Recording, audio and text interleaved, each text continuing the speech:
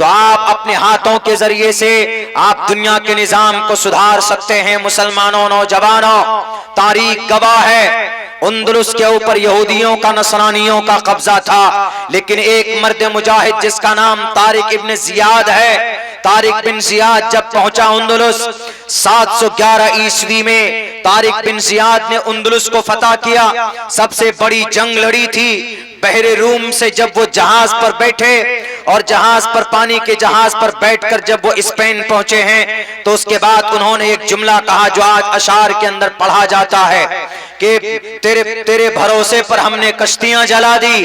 तो हजरत तारिक बिन जियाद ने कहा, अपने तमाम साथियों से कहा कि हमने जो दरिया पार किया है, ये जो कश्ती है, ये जो पानी का जहाज है, इसमें आग लगाओ, जला दो। किसी कहने वाले ने कहा कि तारिक बिन जियाद साहब, हम तो फिर बचेंगे नहीं, अगर हम यहाँ पर जीत नहीं पाए तो फिर हम यहाँ से वापस जाएंगे कैसे। तारिक इब्न जियाद ने कहा कि कश्ती बचेगी नहीं, हम वापस जाएंगे नहीं, हमारा दो ही मकसद है, या तो हम मरकर शहीद हो जाएंगे या फिर हम गाजी बनकर लौटेंगे, इस अंदलुस को फतह करेंगे, स्पेन को अपने कब्जे में लेंगे।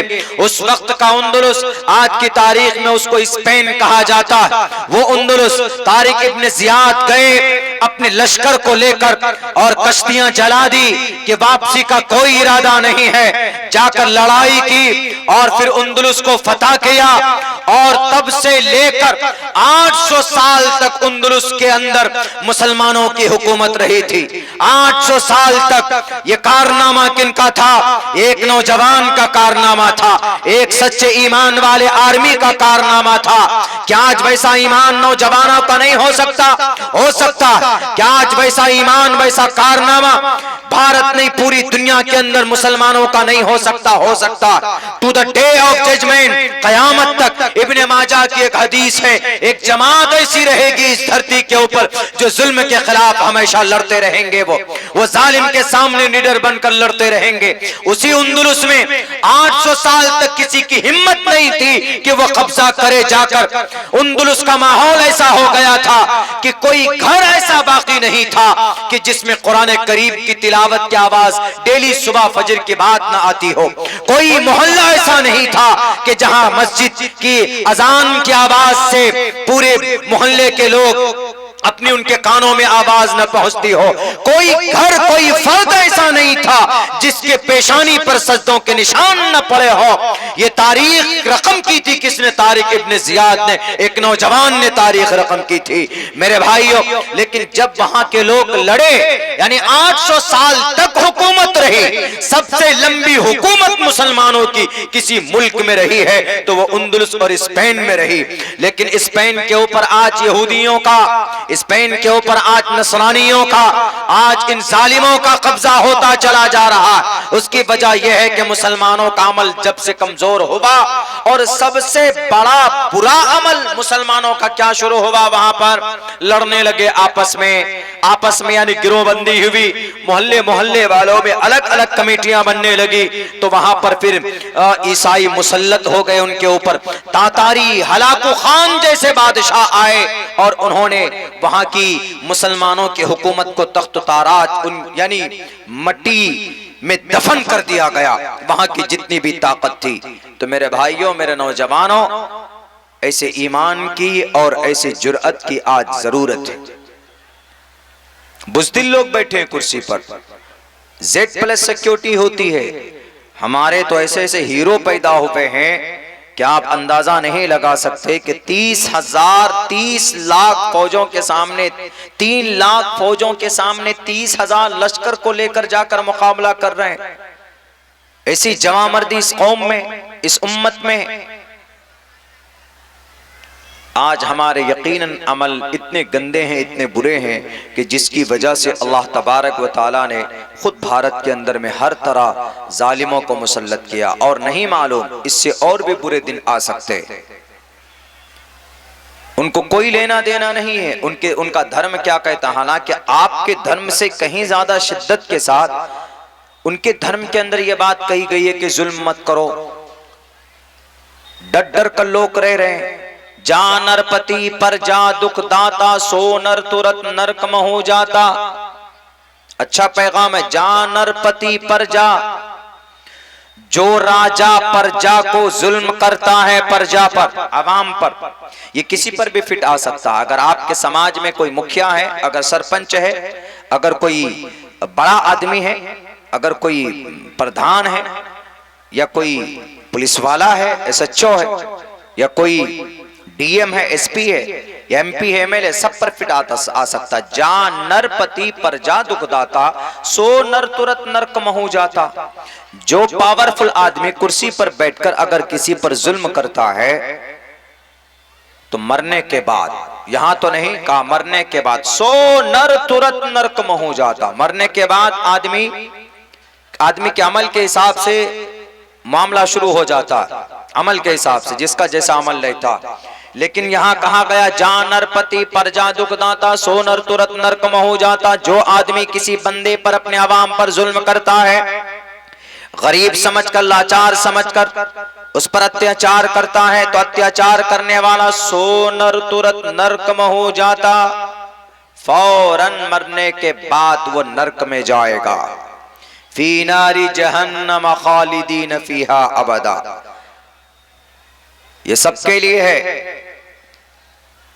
मिस्टर नरेंद्र मोदी और मिस्टर अमित शाह के लिए तो ज्यादा है, इन लोगों के लिए ज्यादा, इसलिए कि यही कानून बनाते हैं ना, CAA यही बना है।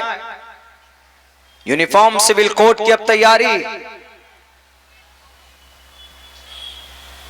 वक्फ के ऊपर वक्फ तरमीमी एक्ट बना दिया, कानून बन गया।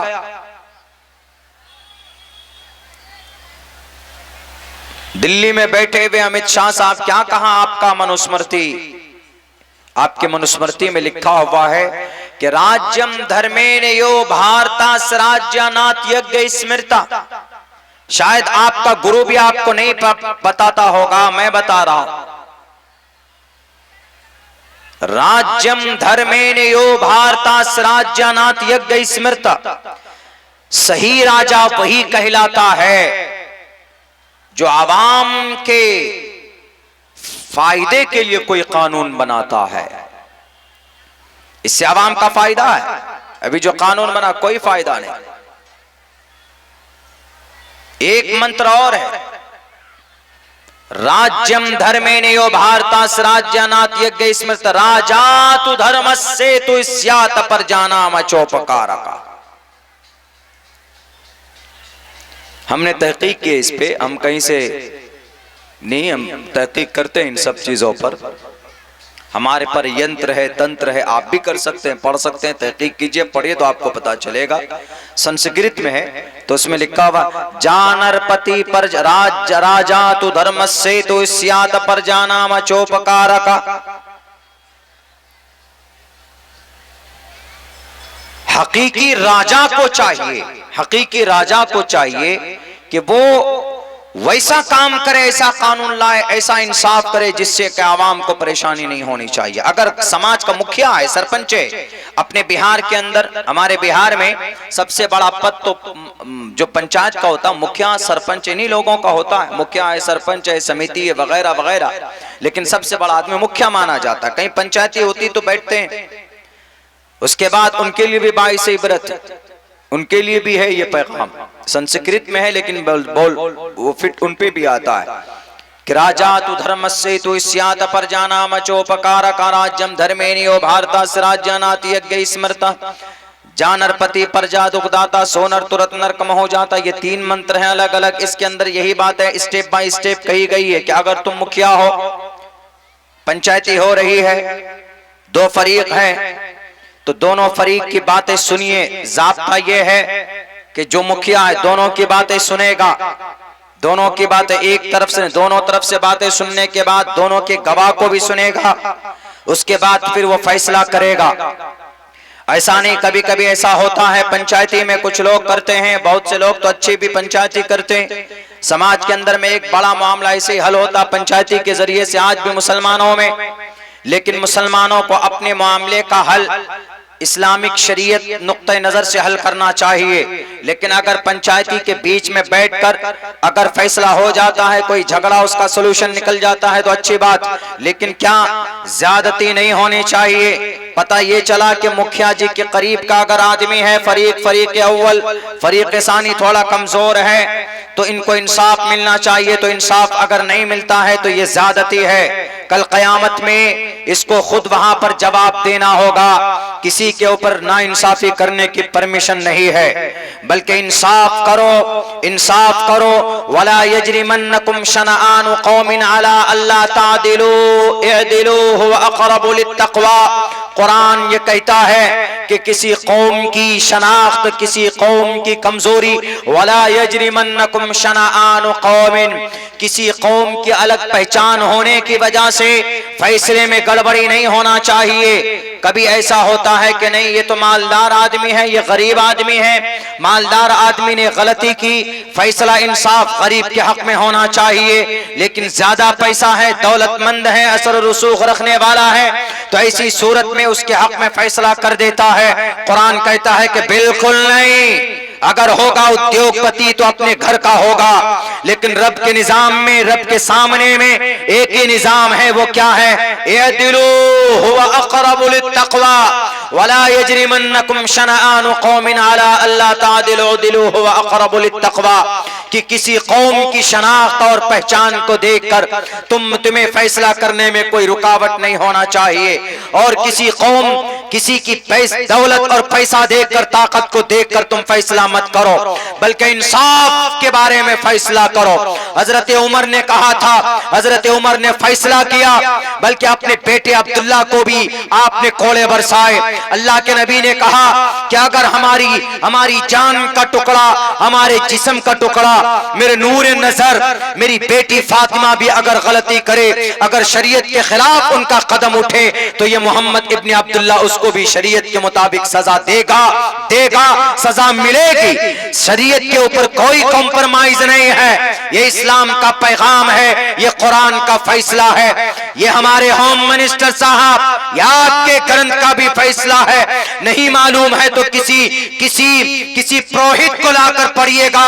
पुरोहित आपके यहाँ सबसे बड़ा मकाम, या शंकराचार्य को बुला करके आप कहिएगा कि इस मंत्र का मतलब क्या है। आज तो हमने हिंदू को छोड़िए, मुसलमानों को देख देख कर आपने कानून बनाना शुरू कर दिया। आपको मुसलमानों के ऊपर, मुसलमानों के तय कानून लाए, ताकि मुसलमान हर नए कानून को लेकर सड़कों पर उतरेगा तो हिंदू एक तरफ होगा कि मुसलमान सड़कों पर उतर रहे हैं। हमारा होम मिनिस्टर साहब हमारी हिफाजत के लिए बड़ा अच्छा काम कर रहे हैं। हिंदू को गोल करने के लिए आप मुसलमानों के लिए कानून लाते हो। इस तरह के कानून इस देश के आवाम को फायदा नहीं दे सकती। इसलिए कि भारत के संविधान में लिखा, article number 14, equality before law और the equal protection of the laws within the territory of India, prohibition of discrimination on grounds of religion. धर्म के नाम पर कोई कानून नहीं बनेगा, टोपी दाढ़ी के नाम पर कोई कानून नहीं बनेगा। Protection of our life and personal liberty. गाय का आधे किलो का गोश्त अगर पाया जाए तो उसकी हड्डी में गोलियां मारने की परमिशन दी गई है। उत्तर प्रदेश के लाल बुजक्कर साहब, अगर आपको गाय से इतनी मोहब्बत है तो लाखों करोड़ों गाय भूखे मर रही। अगर आपको गाय से इतनी मोहब्बत है तो कम से कम कितने बूचड़ खाने ऐसे हैं? 5000 बूचड़ खाने भारत के ऐसे हैं जो आपके दोस्तों के, वो किसी मुसलमानों के नहीं। उनको बंद कराइए पहले। लेकिन ये नहीं चलेगा। वो आसाम का चीफ मिनिस्टर बोलते हैं बंद होना चाहिए, बंद होना चाहिए। कब होना चाहिए? जब आप गद्दी में नहीं होंगे तभी होना चाहिए। मेरे भाइयों, बात दूसरी तरफ चली जा रही है। मेरा तो बस एक कहना है कि जो लोग गद्दी पर बैठे, कुर्सी पर बैठे हैं, अवाम के ऊपर उन्हें जुल्म करने का कोई हक नहीं बनता, बल्कि इंसाफ करना चाहिए। मुसलमान हो के हिंदू है, मुसलमानों में तो और ज्यादा शिद्दत है। अगर कोई मुसलमान किसी के ऊपर जुल्म करता है तो वो मुसलमान ही नहीं। अल्लाह के नबी फरमाते अल मुस्लिम मन सलिमन नास मिन लिसानी व यदी, एक हदीस ये है, एक हदीस ये, अल मुस्लिम मन सलिम अल मुस्लिमून मिन लिसानिही व यदी, सच्चा मुसलमान वो है जिसकी जुबान से, उसके मुंह से, उसके हाथ से, उसके पैर से दूसरे लोगों को कोई तकलीफ नहीं होनी चाहिए। यहाँ तो हम खूब गाली देते, बहुत ज्यादा गालियां देते। कोशिश कीजिए दूसरों को नफा पहुंचाने के लिए, हिंदू हो कि मुसलमान, उससे कोई सरोकार नहीं। आज हम ट्रेन में थे, पूछे दिल भाई साथ में थे, एक औरत थी बहुत परेशान थी, उसके साथ एक बच्चे थे छोटे। हम बोलते हैं तो कभी कभी बोलता है कि ये मौलाना अपने सफर के हालात को भी अपने तकरीर में पेश करते हैं। इसीलिए पेश करते हैं कि हम लोग चूंकि सफर में रहते हैं तो हम लोगों को प्रैक्टिकली देखने को मिलता है, प्रैक्टिकल क्या चल रहा। कल जब हम जा रहे थे पटना से उधर उत्तर प्रदेश के तरफ, तो एक लेडीज, उसके व्यवहार से हम समझ गए, बूढ़ी औरत थी, ज़ईफ थी, उसको देखकर हम समझ गए कि इसको टोपी दाढ़ी वालों से बहुत सख्त नफरत है। तो उन्होंने बीच में किसी और दूसरे जेंट्स को बिठाया, तब वो जाकर बैठी। मैं समझ गया कि ये नफरत की बादल इनके सर पर है और पूरे नफरत के रंग में रंग चुकी है ये औरत। बहरकैफ हम कुछ नहीं बोले उसको। आज की बात देखिए, आज जब हम आने लगे तो एक औरत बहुत परेशान थी, उम्र दराज थी, उसके साथ एक छोटा बच्चा भी था या बच्ची थी। बोली कि बार बार बोल रही कब आने वाला कटिहार, हमको उतरना, बार बार कभी उसको कह रही कभी उसको कह रही। मैं उसी में था, तो मैंने कहा कि आप परेशान मत होइए, हम आपको पहुंचा देंगे जहां आपको जाना है।